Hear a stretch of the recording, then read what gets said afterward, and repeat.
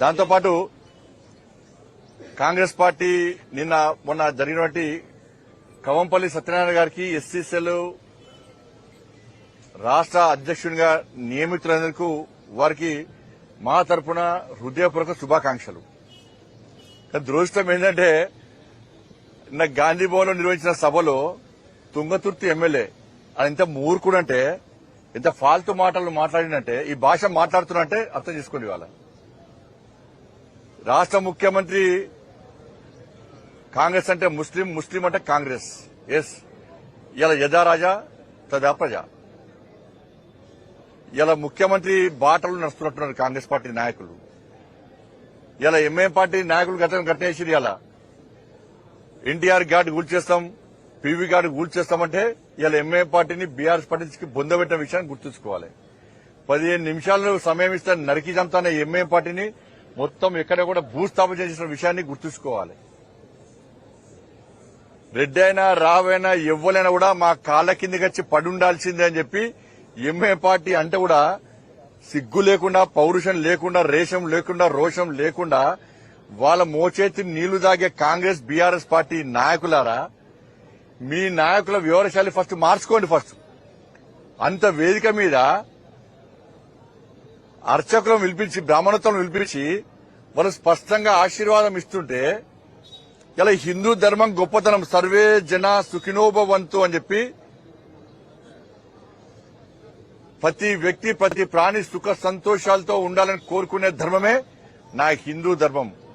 God bless you కాదు, survey జన సుఖినోభవంతు. ఇది నా హిందూ ధర్మం యొక్క గొప్పతనం.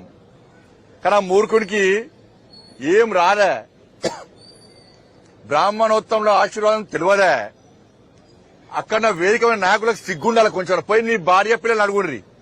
అడా నిన్న వేదికమైన మహేష్ కుమార్ గౌడ్ గారు మీతో పాటు మీ నాయకులు పోయి మీ తుంగతుర్తి ఎమ్మెల్యే బ్రాహ్మణోత్సవం మీద, హిందూ ధర్మం మీద మాట్లాడిన మాటలు తీసుకుపోయి మీ భార్య పిల్లల మీద నిలబెట్టి ఆయన మాట్లాడేది కరెక్టేనా?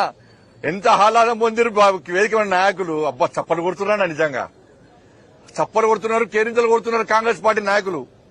హిందూ ధర్మాన్ని ఏలన చేస్తే, బ్రాహ్మణోత్తముల యొక్క ఆశీర్వాదాన్ని ఏలన చేస్తే, బూతులు మాట్లాడితే కాంగ్రెస్ పార్టీ వేదికమైన నాయకులు చప్పలు కొడుతున్నారు. ఆనందం, రాక్షస ఆనందం పొందుతున్నారు.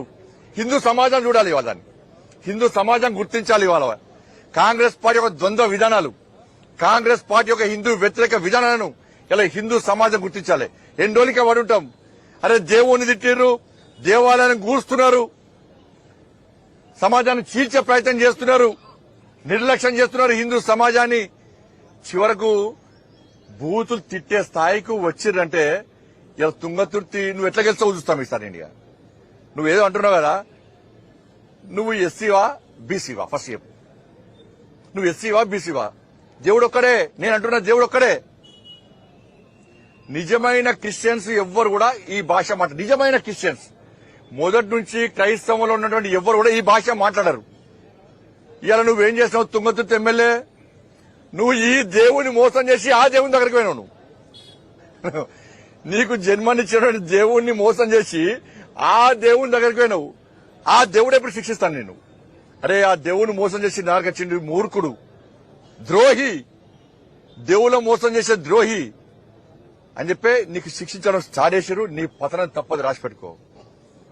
నీ క్షమాపణ చెప్పాలని అవసరం హిందూ సమాజానికి అవసరం లేదు. ముఖ్యమంత్రి క్షమాపణ చెప్పాలి ఫస్ట్. ముఖ్యమంత్రి ఏమాత్రం నువ్వు ధర్మాన్ని నమ్ముకుంటే, నువ్వు హిందువు అయితే, ఆ వేదిక ఉన్న నాయకులు హిందువులైతే మీరు క్షమాపణ చెప్పండి. ఆయన వెంటనే పార్టీని సస్పెండ్ చేస్తారా, ఏం చేస్తారో ఆయన మీద వెంటనే క్రిమినల్ కేసులు పెట్టాల్సిందిగా ఇలా మత విద్వేషాలు రగిలించే ప్రయత్నం తుంగతుర్తి ఎమ్మెల్యే చేసిండు. ఆయన మీద వెంటనే క్రిమినల్ కేసులు పెట్టాలి. ఆయన శాశ్వతంగా ఎన్నికల్లో పోటీ ఇవ్వకుండా ప్రభుత్వం ఏం చేస్తుందో చర్యలు తీసుకోవాలి. తుంగతుర్తిలో నీ పతనం స్టార్ట్ అయింది బిడ్డ. నీ సంగతి చూస్తాం. ఇవాళ నా దేవుళ్ళని ధర్మాన్ని కించపరుస్తావా నువ్వు? హిందూ సమాజం ఏది మా సహనాన్ని, హిందూ సమాజం యొక్క సహనాన్ని పిరికితంగా భావిస్తే ఏం చేస్తామో కరీంనగర్లో చూపెట్టినాం, జిఎస్ఎంసీ ఎన్నికలు చూపెట్టినాం, మళ్ళా చూపెట్టబోతున్నాం, మళ్ళా చూపెట్టబోతున్నాం. ఇది మంచి పద్ధతి కాదు అన్న విషయాన్ని నేను స్పష్టం చేస్తున్నాను. ధన్యవాదాలు.